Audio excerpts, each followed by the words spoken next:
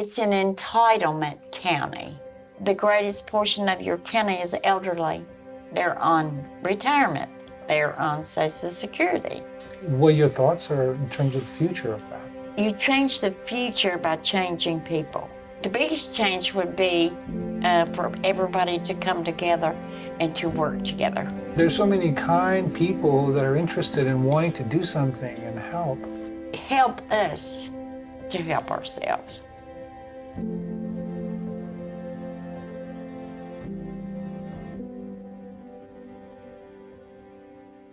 I know you got a million things to do, so thank you for taking the time. Do you want to tell me a little bit about you? I have lived in this area all of my life. Came to Northfork in 1971. Have lived here and watched it dwindle to its, I guess you would say, current state. How long have you been the mayor now in the I town? came on as mayor in October of 2016. Wow, so you've seen quite a bit in the last, 6 years now. Do you feel like you've been able to make a progress or a change? There has been progress, and dilapidated buildings have been a major issue.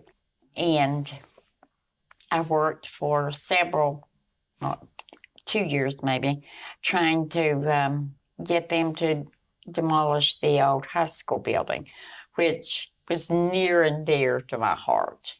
But if you want development, you have to provide the sites. And if you have the sites, then you have to provide the sewer. It goes on. Right, everything is interconnected. Everything is, yes. What's the best part of your job? Being available, trying to do for the town, even if I don't like it, even if I have to make you pay your garbage bill, or if I have to, say, I'm sorry, we can't do that. It's a mission, and I know you know what that is, a mission. What's your mission? Well, it's just to enhance what we still have, because Northfork will never be what I come to know in the 70s. It will never be that.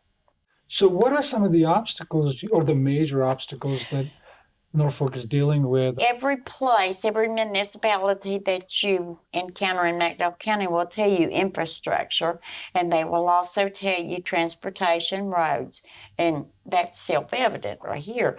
But even if those were put into place, it would require so much more on the back end or the backroom operations before that could even happen. We need industry. Industry will equate to jobs. Jobs will equate to possibly dealing with some of this complacency about minimum wage, and there's nothing out there but those types of flipping burger jobs is what they call. Something that would enthuse somebody to get up and go to work every day. Something they could sink their teeth into. A career. Right. Career jobs. Right. Because there are none, unless you want to be a teacher. Right. Or if you want to be a nurse. But do you also find that people are struggling with other, food insecurity and drugs maybe? The food insecurity, not so much. We do have, as a matter of fact, our church has a food pantry right up the street. And we give out food on a monthly basis. We have a clothing pantry in the church. Did you see a lot of challenges when COVID hit, or is it still there, or is it? No, well, it's still here, but in our area, no. Most people here took it seriously, and if you said you wear a mask, they wore a mask. If they quarantined, they quarantined. And we did everything with our employees here, gloves, hand sanitizer, masks, But I don't think that it's just isolated now. I think it will continue. There will always be a COVID. But that, everybody's beginning to regroup and things are getting back to normal. People are not necessarily working from home as much. And the impact here is not near as great as you would see on national television. What's the change ultimately that you would like to see? The biggest change would be for everybody to come together and to work together. It's a challenge to strategize because nobody sees the solution the same way. It's a challenge too, if you need money, to find the funding or to find the outlets or to find the contributors. Everything's a challenge. But it has to start with the people coming together Exactly, first, right? right, exactly. There's so many challenges, right, that I'm learning about in the area. From what I'm hearing, the population is dwindling. There is an issue with not enough jobs. There's financial issues. There's drugs issues. Several issues that are pretty difficult to deal with that I'm finding out. I'm just wondering what your thoughts are in terms of the future of that. Well, I'm going to go back to original statement I had. It's an entitlement county. And what I mean by that is the greatest portion of your county is elderly. And they have worked all their life in the coal industry.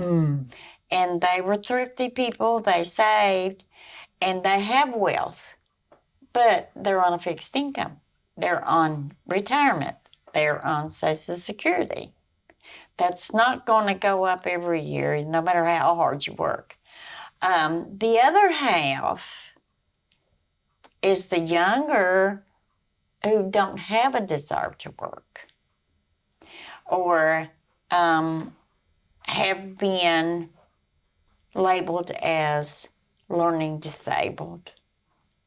They are receiving state entitlements, a supplemental Social Security. They are receiving medical insurance. They are receiving food stamps. They are receiving free phones. So that's what you mean by entitled. Yeah, they get a check every month. This one little girl, I said, "Oh, what are your aspirations?" She said, "I don't have any." She said, "I want to stay home and get a check like my mom does." It sounds like people are dependent Exactly. on that entitlement. And how do we change that? How do we motivate? You can't motivate somebody that doesn't want to be motivated. You give everybody in Northfork $1 million, and you go home, and you come back a year later. So a great percentage of those would have spent all of the money and had absolutely nothing to show for it. And the others would have saved it. So equitable distribution is not the key, as in the COVID benefits that the federal government has been issuing. That's a good idea, but did everybody suffer the same regarding COVID? And what is that being used for? Stimulate the economy. Now look at the economy. Right. I mean, this also reminds me of how you mentioned about, the water system was upgraded, which helped the residents, but at the same time, the cost increased. Exactly. And now the next step and my next obstacle is sewer. And that's going to be something that we have to have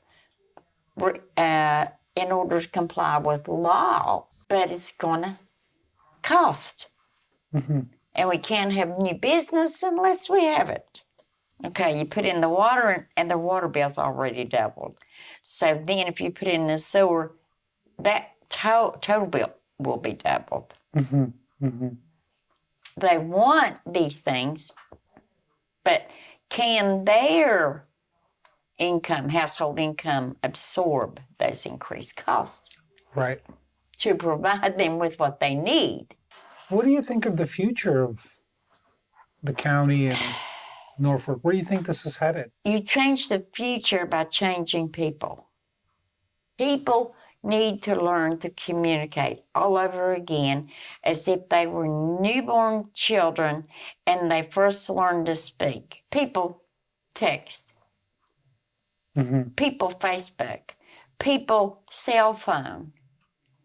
They don't talk. Meaningful dialogue, face-to-face dialogue, goes a long way Yeah. in bringing out problems and resolving them and coming to a solution or a remedy. Sizemore, what makes you happy? Everything. Getting up every day. Every day is an opportunity to do something that you didn't do yesterday. And if you didn't have it today, you couldn't do it. There's so many kind people that are interested in wanting to do something and help.